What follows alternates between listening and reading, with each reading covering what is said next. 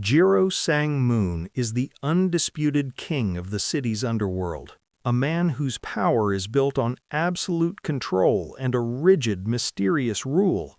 He never eats in public.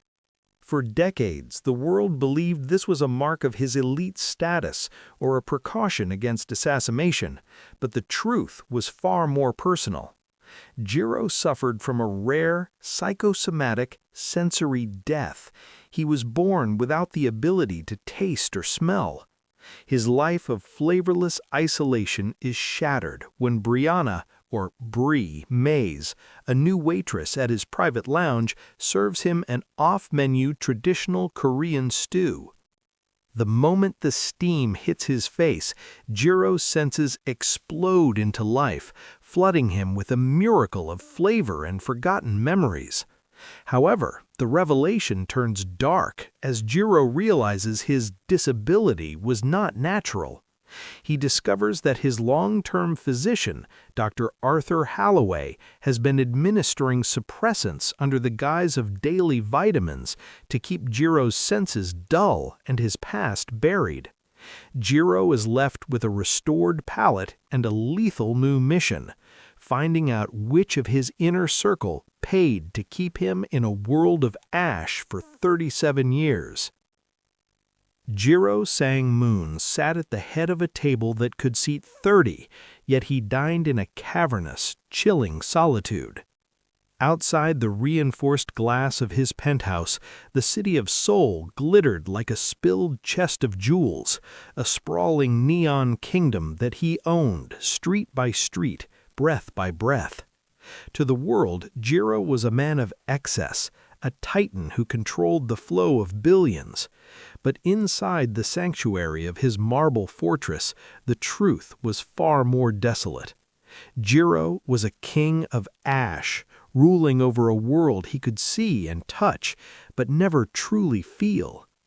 He lifted a crystal glass of the world's finest vintage, the deep crimson liquid catching the light. To any other man, it would taste of oak, dark fruit, and history. To Jiro, it was merely wet. He swallowed it with the same mechanical indifference he applied to everything else. Since the day he was born, a thick, invisible veil had settled over his senses of taste and smell. He lived in a sensory exile, a permanent winter where the most fragrant blossom and the most pungent street food were identical, void, neutral, and dead. His power had been built on this very void. Because he could not be swayed by the lures of the flesh or the intoxications of the table, he was perceived as a machine, cold, calculating, and impossible to bribe. His lieutenants, like Min-ho Choi, watched him with a mixture of awe and terror, believing his abstinence was a sign of supernatural discipline. They didn't know that Jiro's discipline was actually a prison. He never ate in public, because the act of eating was a performance he could no longer sustain. To watch others moan in delight over a simple bowl of noodles while he chewed on what felt like wet cardboard was a humiliation he refused to endure. The mansion moved around him in a rhythm of absolute silence. His staff were trained to be ghosts. Their footsteps were muffled by deep-pile silk rugs, their voices never rising above a whisper. Jiro preferred it this way. If he could not taste the world, he would at least control its volume. He sat rigidly, his dark suit perfectly tailored, the subtle ink of a dragon's tail peeking from beneath his collar, a mark of the violence that had bought this quiet.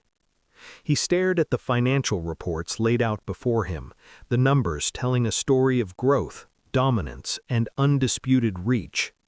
But as he sipped his espresso, bitter heat that offered no flavor, he felt the familiar hollow ache of a man who possessed everything but held nothing. He was the master of 1,000 kitchens, the owner of 100 spice routes, yet he was starving in the midst of plenty.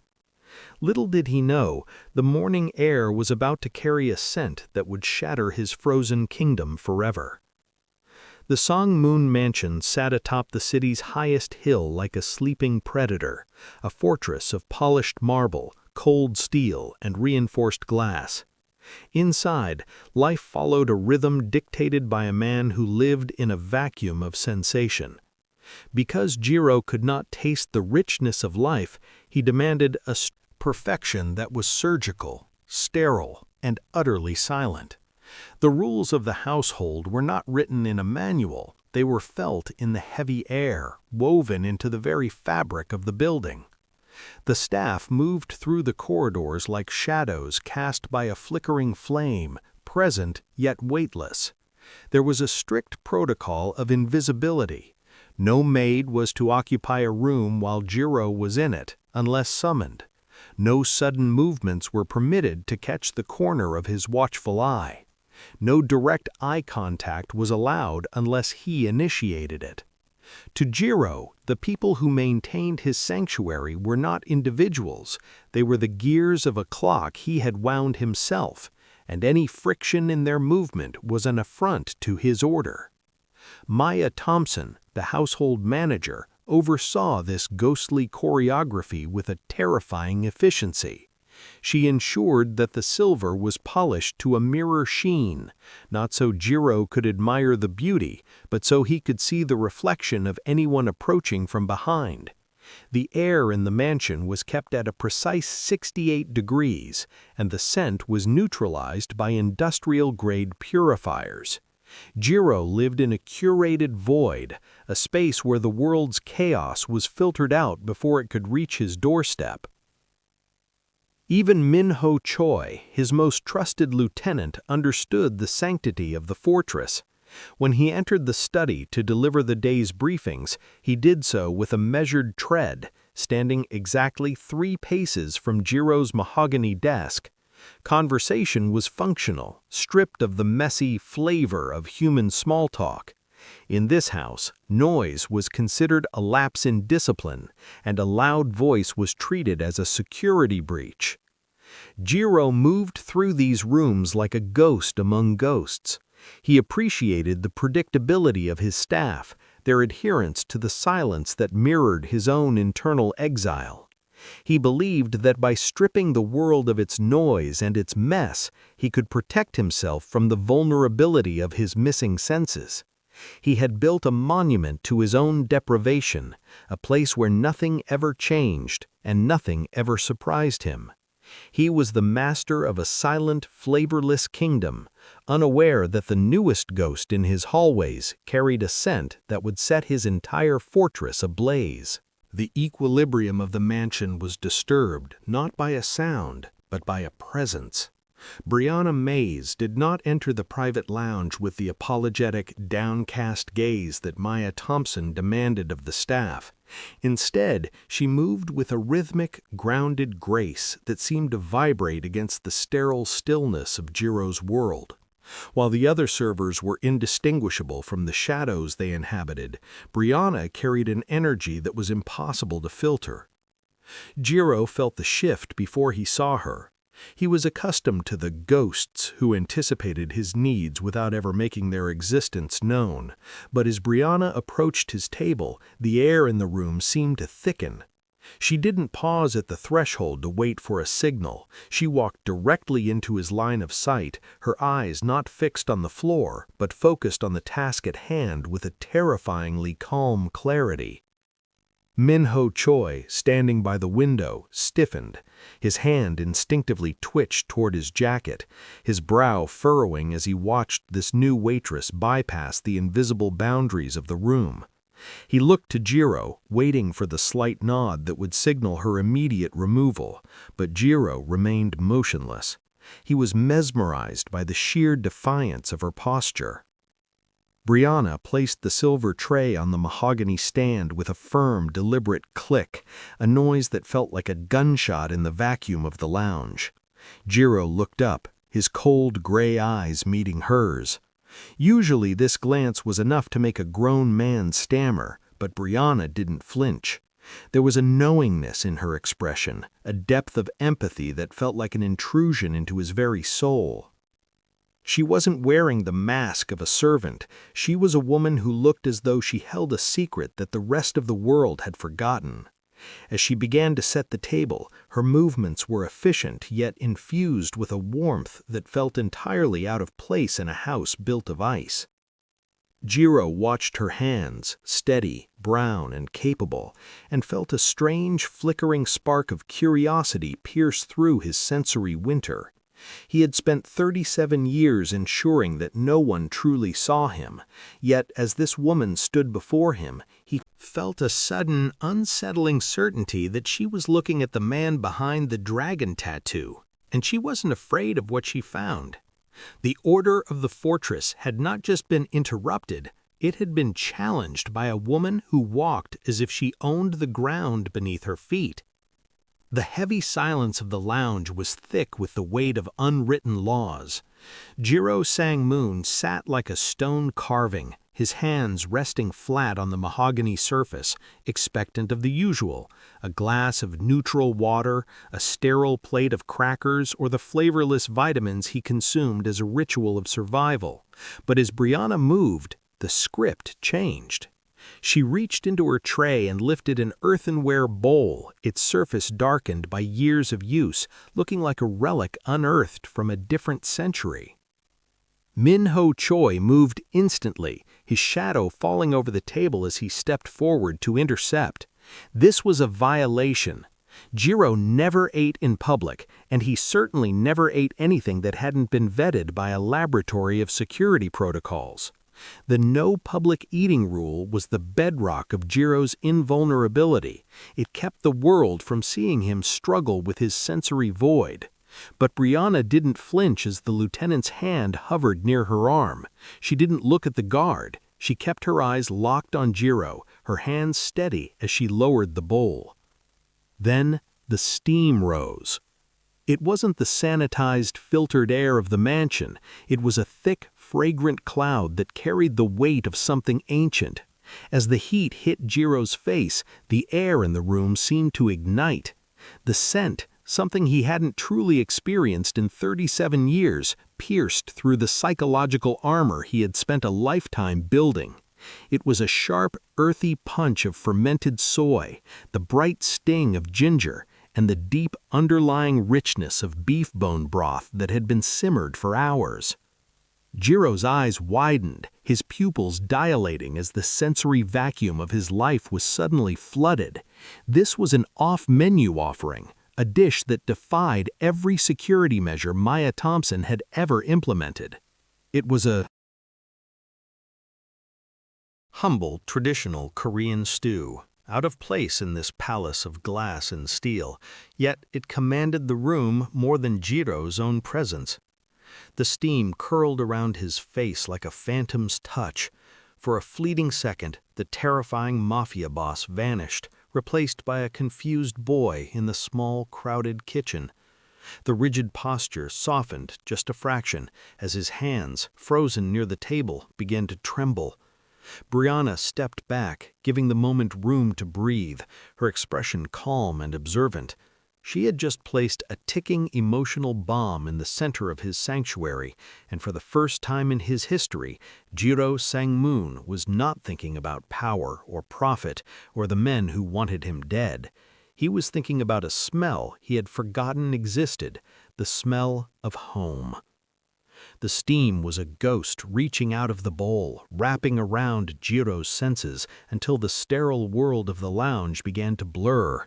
He stared at the dark, rich broth, his heart hammering against his ribs with a violence he hadn't felt in decades. Slowly, his hand moved. It was a jagged, uncertain motion, lacking the predatory grace that usually defined him. He lifted the heavy ceramic spoon, the weight of it anchoring him to a reality that was about to shatter. As the first drop touched his tongue, Jiro Sang-moon's world didn't just change, it ended and was reborn. It was a violent, kaleidoscopic explosion of sensation. The sharp, fermented tang of aged doenjang pierced through the 37-year fog like a lightning bolt. Then came the creeping heat of the chili, a slow-building fire that bloomed at the back of his throat, followed by the deep, savory velvet of the beef broth. For the first time in his life, Jiro wasn't just chewing, he was experiencing the very soul of a world he had only ever viewed through a glass window. His eyes flew wide, his pupils dilating until the gray iris was almost gone. The spoon clattered against the edge of the bowl, a sharp ring that echoed through the stunned silence of the room. Jiro's mouth hung slightly open, a ragged, hitching breath escaping his lungs. He looked like a man who had just been pulled from the depths of the ocean, gasping for air as the sheer complexity of the flavor flooded his brain. The salt, the garlic, the subtle sweetness of the radishes, they weren't just tastes, they were memories. With every second the liquid sat on his tongue, a brick in the wall of his sensory prison crumbled. He could feel the blood rushing to his face, a warmth spreading from his chest to his fingertips. The king of ash was gone. In his place sat a man who was suddenly, terrifyingly alive. Min-ho Choi took a step forward, his hand out as if to catch a falling building. "Sir?" he whispered, his voice trembling with a rare note of fear. He had never seen Jiro vulnerable, never seen his mask crack. Jiro didn't hear him. He was lost in the miracle of the broth. Tears he hadn't shed since childhood welled in his eyes, blurring the sight of the woman standing before him. He looked up at Brianna, his expression a raw, bleeding mixture of shock and agonizing gratitude. The world was no longer gray, it was a riot of fire and spice, a symphony of flavor that demanded he remember everything he had tried so hard to forget. He had spent his life building an empire of silence and ash, only to have it burned to the ground by a single perfect bite. The tears that blurred Jiro's vision were not merely the result of the sudden, stinging heat of the chili, they were the physical manifestation of a dam breaking after 37 years. He stared into the swirling depths of the broth, his hands still trembling as he lowered the spoon. The flavor was a haunting melody, a specific arrangement of salt, fermented earth, and sweetness that shouldn't have existed in this world. This wasn't just a traditional stew, it was a fingerprint. It was the exact idiosyncratic balance of her kitchen. He could almost hear the rhythmic thud of a knife against a wooden board and the low hum of a voice he had buried under mountains of cold marble and blood-stained. Cash. The garlic was bruised, not minced. The ginger had been seared just long enough to turn the bitterness into a caramel hum. It was the ghost in the recipe, a culinary ghost story that only Jiro was meant to read. "This is impossible," he whispered, his voice cracking, sounding thin and strange even to his own ears. His mother had died in the fire that had claimed his childhood home, and, as he had believed until this moment, his very ability to feel the world. She had never written her recipes down, claiming that a true cook followed the spirit of the season, not the ink on a page. When she vanished, the flavor of his life had vanished with her. For decades, he had convinced himself that his sensory death was a result of the trauma, a psychological shutter that had slammed shut when the smoke filled his lungs. But as the aftertaste of the stew lingered, a faint, unmistakable note of toasted sesame oil and wild leeks, the realization hit him with the force of a physical blow. This wasn't just a miracle of healing, it was a message from the dead. Or worse, a sign that the dead hadn't been the only ones keeping secrets. He looked at Brianna, his gaze narrowing, the vulnerability of the previous moment hardening into a sharp, lethal curiosity.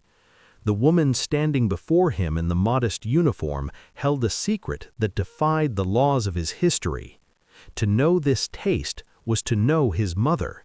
To know his mother was to know the boy Jiro had been before he became the king of ash. The lounge, once a sanctuary of sterile predictability, now felt like a cage of lies. If this flavor still existed in the world, then his 37 years of deprivation weren't an act of fate, they were an act of theft. Jiro gripped the edge of the mahogany table, his knuckles turning white. He had spent a lifetime ruling a city of shadows, but as the ghost of his mother's kitchen burned in his throat, he realized the darkest shadows had been living inside his own home. Jiro did not rise from his seat, but the atmosphere in the lounge curdled instantly, shifting from a scene of quiet dining to a cold-blooded interrogation.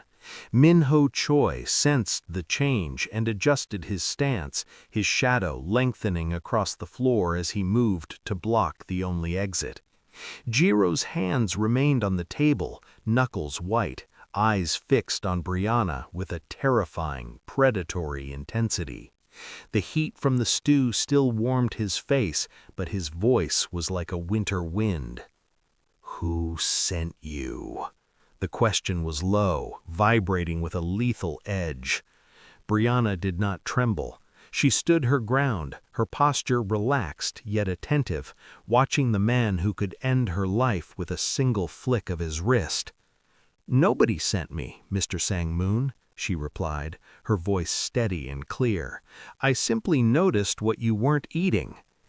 Jiro leaned forward, his face inches from the rising steam. This taste, this specific balance of salt and earth, it hasn't existed in this city for 30 years. It was buried in a kitchen that no longer exists. He reached out, his fingers grazing the edge of the earthenware bowl. How does a waitress from the city know the secrets of a woman she never met?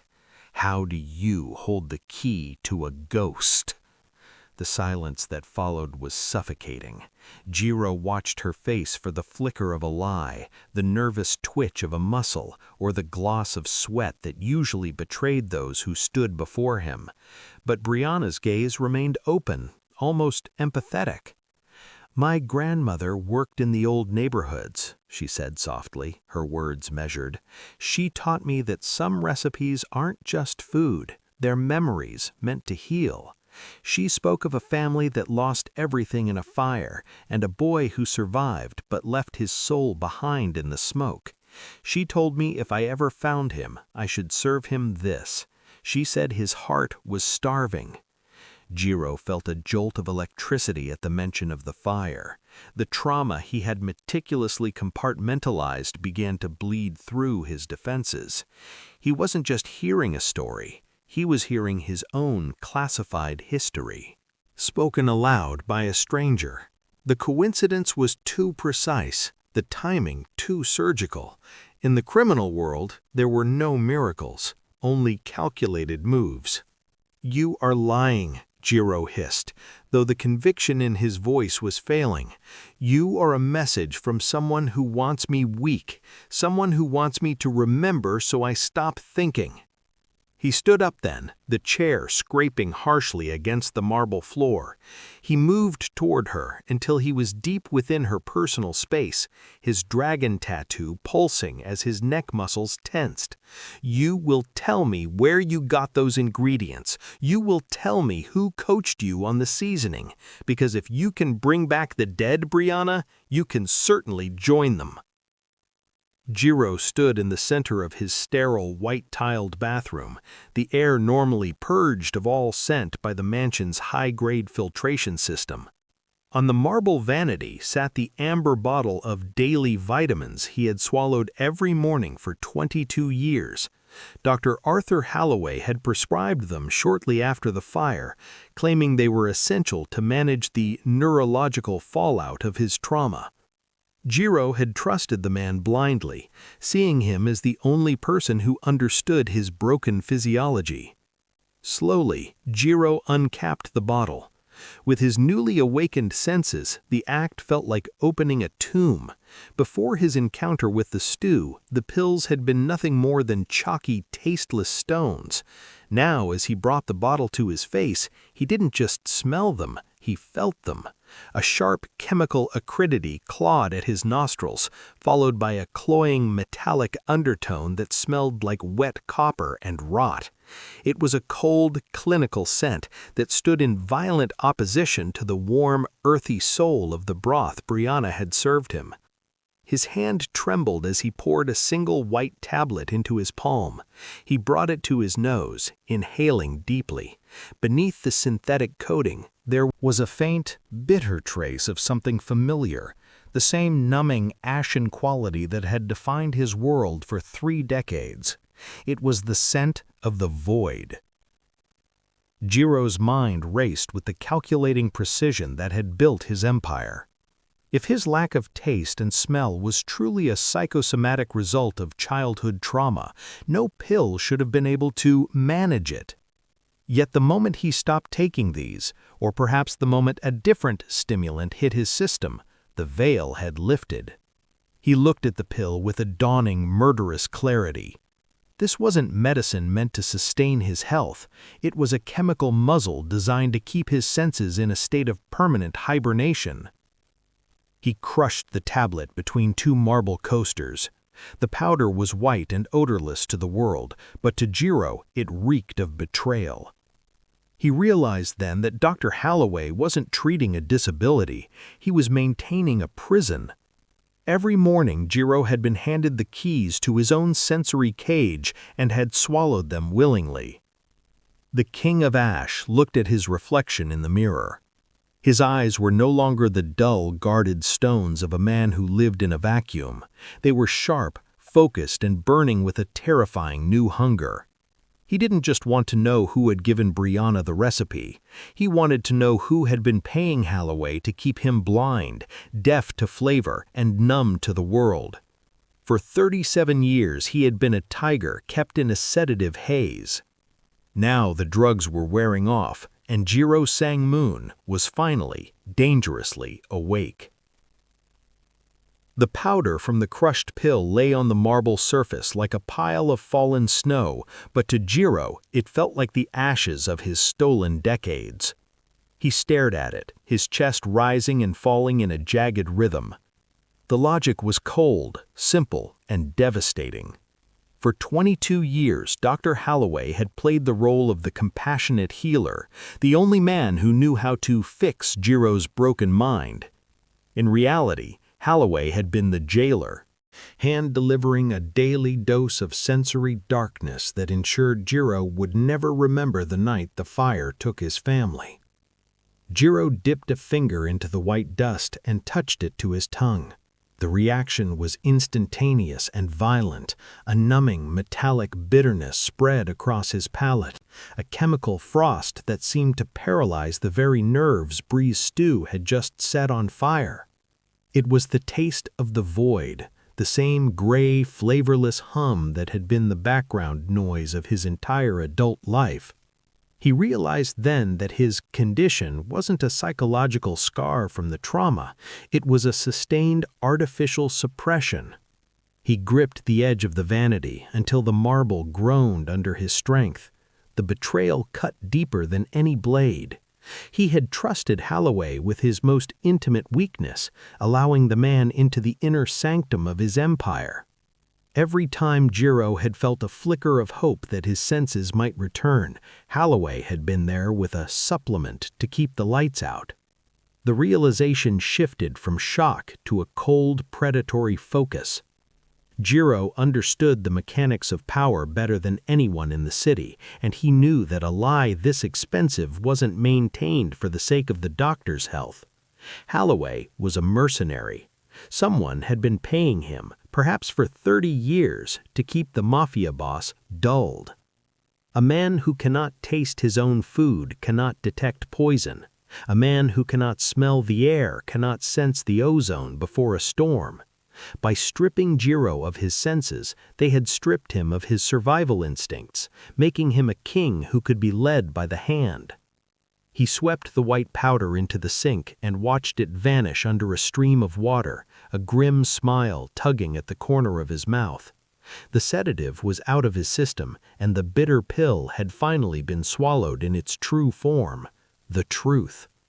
He walked out of the bathroom, his dragon tattoo pulsing with a new, lethal energy. He didn't need the vitamins anymore. He was hungry, not just for the flavors he had missed, but for the blood of the men who had dared to keep him in the dark. The summons was sent through the usual channels, a cold and formal request that allowed no room for refusal. Jiro sat in the center of his medical suite, a room of brushed steel and sterile white light that felt more like a laboratory than a place of healing. He remained perfectly still, his hands resting on his knees, his eyes fixed on the door. For 20 years, this room had been a place of vulnerability. Today, it was a killing box. When Dr. Arthur Halloway entered, he carried the practiced air of a man who owned the truth.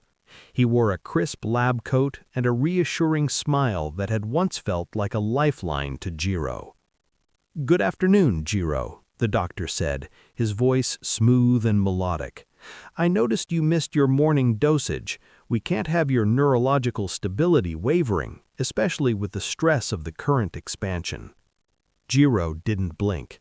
With his senses now screaming at full volume, he didn't just see the doctor, he experienced him.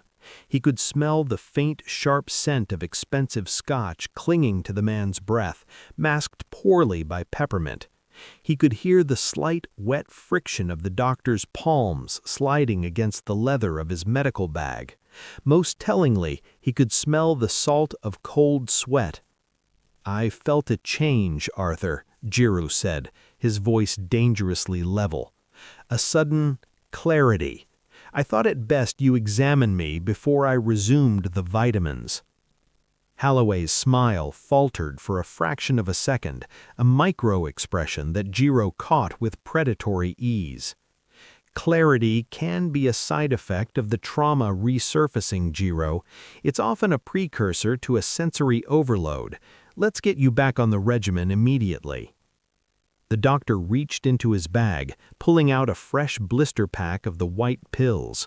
As he stepped closer, the chemical acridity of the suppressants hit Jiro's nose like a physical blow. It was the smell of the cage. Jiro watched the doctor's hands. They were steady, trained by decades of surgery, but the pulse in Halloway's neck was drumming a frantic, uneven rhythm. "You've been very loyal, Arthur," Jiro murmured, leaning back into the chair, allowing the doctor to press the cold stethoscope against his chest. "Through the fire, the recovery, the rise to power, you were the only one who told me the truth about my senses. Everyone else said it was a miracle I survived, but you told me I was broken." "I told you the medical reality," Halloway replied, his eyes focused on his instruments, avoiding Jiro's gaze. Jiro reached out, his fingers closing around the doctor's wrist with the speed of a snapping trap. The metal of the stethoscope clattered against Jiro's ribs. He leaned in, his face inches from Halloway's, inhaling the man's sudden, sharp scent of pure terror. "Then tell me, doctor," Jiro whispered, his voice vibrating with a lethal new resonance. "Why does your medicine smell like a lie?" The pressure Jiro exerted on the doctor's wrist was calibrated, enough to bruise but not enough to break, keeping the man anchored to the moment of his own undoing. For the first time in his life, Jiro wasn't just observing the world through a tactical lens, he was experiencing the involuntary symphony of human guilt. With his philia fully awakened, the doctor's fear was no longer an abstract concept to be guessed at. It was a physical weight in the room. Jiro leaned closer, his eyes tracking the frantic flutter of the carotid artery in Halloway's neck. He could hear it now, the heartbeat. It wasn't the steady, rhythmic drum of a healer. It was a panicked, staccato gallop, a sound like a trapped bird beating its wings against a cage. The rhythm was uneven, skipping beats as the doctor's internal organs revolted against his external mask of composure. Jiro closed his eyes for a second, letting the sound wash over him. In his previous world of ash and silence, he would have looked for a shifting gaze or a trembling hand. Now he could hear the man's lungs laboring, the wet, shallow whistle of breath caught in a throat constricted by terror. He could smell the sudden, sharp spike of cortisol and the sour, metallic tang of cold sweat breaking across Holloway's forehead. The doctor was a walking confession, radiating the unmistakable frequency of a man whose lies had finally run out of room to breathe. "You're fast, Arthur," Jiro whispered, his voice vibrating against the doctor's ear. 140 beats per minute. Your heart is trying to outrun your shadow. Holloway tried to pull away, but Jiro's grip was an iron vice. The doctor's skin felt clammy, his temperature dropping as his body redirected blood flow to his core, a primitive fight-or-flight response that he couldn't hide from Jiro's sharpened perception. Jiro felt a surge of cold, dark triumph. For decades, he had been the one who was studied, the specimen with the broken senses. Now the roles were reversed. He was the apex predator, and he could feel every micro-tremor of his prey's nervous system. "Every time you sat in my home," Jiro continued, his voice dropping to a lethal hum, "every time you handed me those white pills and told me they were for my own good, did your heart race like this, or did you get used to the sound of your own betrayal?" The doctor's silence was no longer a void. It was a cacophony of physical tells, the dilation of his pupils, the minute twitch of his jaw, the way his scent shifted from peppermint to the raw animal stink of a cornered coward. Jiro didn't need a confession written in ink. He had the heartbeat, and in the underworld Jiro ruled. A heart that beat that fast was usually one that was about to stop. The smell of the room had changed. The sterile scent of antiseptic had been replaced by the sharp, stinging odor of Holloway's absolute despair. Jiro increased the pressure on the doctor's wrist, leaning in so close their foreheads nearly touched. He didn't need to shout. The newfound resonance of his own voice, vibrating with a predator's low hum, was enough to rattle the doctor's sanity. "The pills, Arthur. What is the active compound?" Jiro's voice was a sandpaper whisper. "Is it a neurotoxin, a sensory depressant, or just a chemical veil you've been draping over my brain since I was a boy?" Holloway's eyes darted toward his medical bag, a reflex that Jiro didn't miss. With his free hand, Jiro reached out and upended the bag, spilling the vials and pads across the floor. He picked up a small, unmarked brown bottle and uncapped it. The scent was concentrated, a cloying, artificial musk that felt like a thick blanket being thrown over his mind. It's a high-potency anesthetic derivative," Holloway finally gasped, the words tumbling out in a rush of air. "Combined with a persistent central nervous system inhibitor, it doesn't just dull the senses, Jiro. It blocks the neural pathways that process aroma and flavor. It keeps the amygdala, the part of your brain that handles your trauma, in a state of perpetual stasis." Jiro felt a cold chill settle in his marrow. The amygdala, the seat of memory and fear.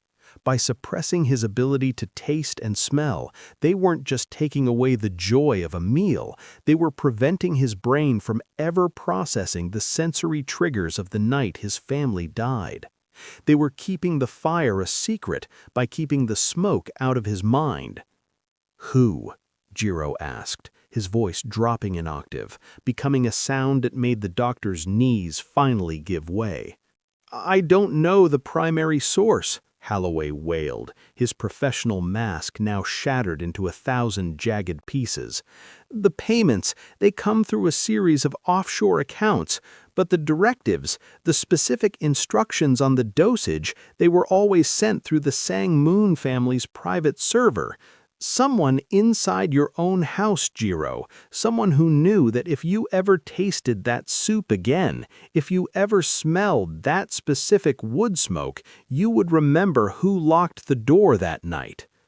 Jiro let go of the doctor's wrist. Holloway collapsed onto the floor, a heap of trembling white fabric and ruined dignity. Jiro looked at his hands, feeling the heat and the power of his restored reality. The chemical confession was complete. He didn't just have the how anymore, he had the where. The traitor wasn't a rival gang or a foreign entity. The traitor was a ghost living in his own fortress, eating at his own table. Jiro walked toward the door, his footsteps now sounding to him like the heavy, inevitable tolling of a funeral bell. The King of Ash was dead, and the King of Fire was coming home for dinner. The medical suite felt like a pressurized chamber, the air thick with the scent of Holloway's chemical lies and the cold metallic tang of Jiro's budding rage. Jiro stood over the broken doctor, his shadow stretching long across the spill of white pills. His mind was no longer a silent vault. It was a high-speed processor, sorting through every vibration, every scent, and every heartbeat he had ever ignored. "The server," Jiro said, his voice dropping to a register that made the glass cabinets rattle. "You said the instructions came from the Sang-moon private server. Who had the access? Who signed the transfers?" Holloway's breath came in ragged, wet hitches. He stared up at Jiro, seeing not the patient he had manipulated for decades, but the dragon that had finally woken up. "The accounts, they were always masked as estate maintenance. I never questioned it. The money was too good. But 3 years ago, when you almost stopped the medication after the lung infection, a secondary signature appeared on the ledger to authorize a triple payment, a fail-safe." Jiro's eyes narrowed. He knew his own books better than he knew his own face. There were only 3 people with the high-level clearance to touch the estate maintenance funds without triggering a security audit from the bank. "The signature, Arthur," Jiro said, his voice dropping to a register that made the glass cabinets rattle. Holloway swallowed hard, the sound loud in Jiro's sharpened ears. "It wasn't a name, it was an alias, the architect. But the routing origin, it wasn't from a rival syndicate, it was routed through the personal terminal in the North Wing." The North Wing. Jiro's heart didn't race, it slowed, becoming a heavy, deliberate thud of icy realization. That wing wasn't occupied by his enforcers or his advisors. It was the private quarters of the man who had been at his side since the embers of the childhood fire had cooled, the man who had held the umbrella at his mother's funeral, the man who had convinced him that a king of ash needed no taste or smell to rule. "Min-ho Choi," Jiro whispered. The name felt like a piece of jagged glass in his mouth. Min-ho, his most trusted lieutenant, his brother in everything but blood. Min-ho had been the one to recommend Holloway. Min-ho had been the one who watched every meal, ensuring the vitamins were taken. He hadn't been protecting Jiro, he had been curating his disability. By keeping Jiro sensory blind, Min-ho had ensured that Jiro would never smell the smoke of the next betrayal, nor taste the bitterness of the poison already being stirred into his empire. The paymaster wasn't a ghost, he was the man standing outside the door, waiting to drive Jiro back to a home that had become a gilded cage. Jiro looked at the fallen doctor one last time, his gaze devoid of mercy. The hunt had moved from the clinic to the hearth. The dining hall of the Sang-moon estate was a cathedral of cold surfaces, black obsidian, polished chrome, and floor-to-ceiling glass that reflected the city's neon pulse. For the first time in 30 years, the long table was not set with the usual sterile arrangements. Tonight, the air was heavy with the scent of garlic, toasted sesame, and the deep fermented tang of daeonjang. Jiro sat at the head of the table, his presence like a low-pressure system before a storm. To his right sat Min-ho Choi. To his left, the other senior lieutenants. They all stared at the centerpiece of the table, a massive, steaming pot of the same stew Brianna had served Jiro days ago. The no-eating in public rule had been shattered, replaced by an invitation that felt more like a death warrant. "Eat," Jiro commanded, his voice a low, resonant hum that seemed to vibrate the very liquid in their bowls. Jiro picked up his spoon. With his senses now a razor-edged instrument, he wasn't just watching his men, he was dissecting them. He could hear the frantic rhythmic drumming of Min-ho's heart against the silence, a sharp contrast to the slow, steady pulses of the others. He could smell the ozone of rising panic and the sour chemical spike of guilt emanating from the man to his right. As Jiro took a bite, the flavor exploded, salt, heat, and memory. He watched Min-ho over the rim of his spoon. The lieutenant hadn't touched his bowl. His hands were clasped tightly beneath the table, and his jaw was set so hard the muscles were bulging. Min-ho's eyes were fixed on the steam rising from the pot, his pupils constricting as if he were looking into the heart of the fire that had supposedly ended Jiro's childhood.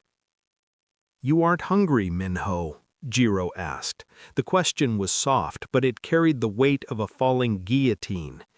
"This recipe is a legacy. It carries the smell of the old neighborhood, the smell of the night the world turned to ash."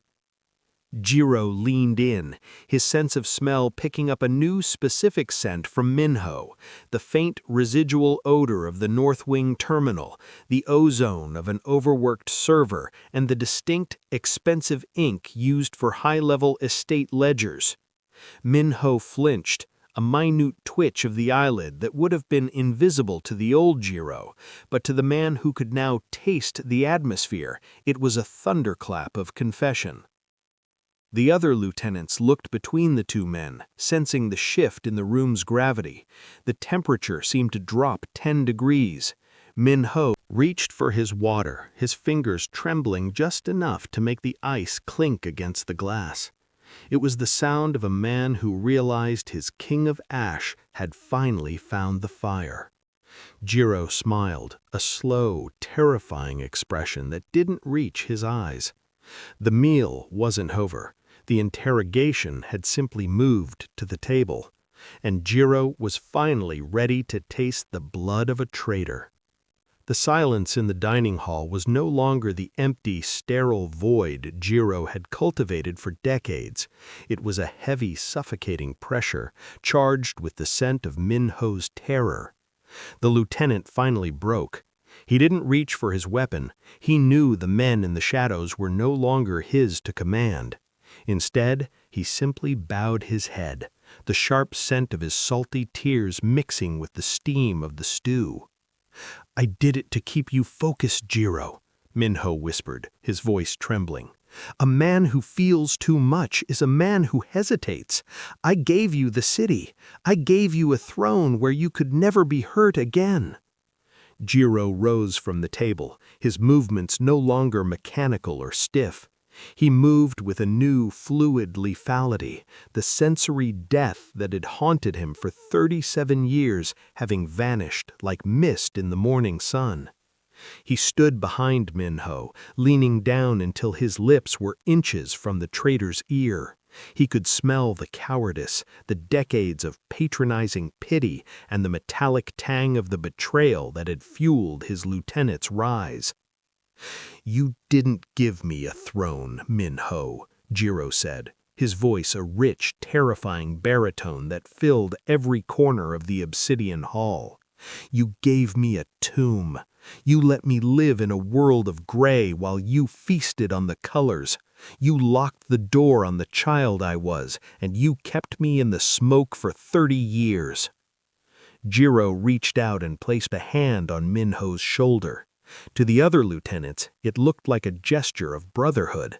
To Minho, who felt the predatory heat radiating from Jiro's palm, it was the touch of an executioner. Jiro took one last deep breath, inhaling the complex, beautiful, and jagged reality of the world. He could smell the rain coming from the harbor, the expensive leather of his chair, and the copper-scented fear of the man beneath his hand. The ghost was gone. The man who had ruled through absence and isolation had been replaced by something far more dangerous, a man of full senses. Jiro looked at Brianna, who stood by the entrance, her expression as calm as the eye of a hurricane. She had brought the fire back into his house, and he would use it to burn away every lie his empire was built upon. "Take him to the north wing," Jiro commanded, his eyes burning with a newly awakened clarity. "I want him to watch while I dismantle everything he thought he was protecting. And bring me another bowl. I'm finally beginning to enjoy the taste of my life." As the enforcers dragged Minho away, Jiro sat back down. He wasn't just a boss anymore, he was a predator who could finally smell the blood in the water. The king of ash had been consumed, and in his place, a man of fire and cold vengeance had been born.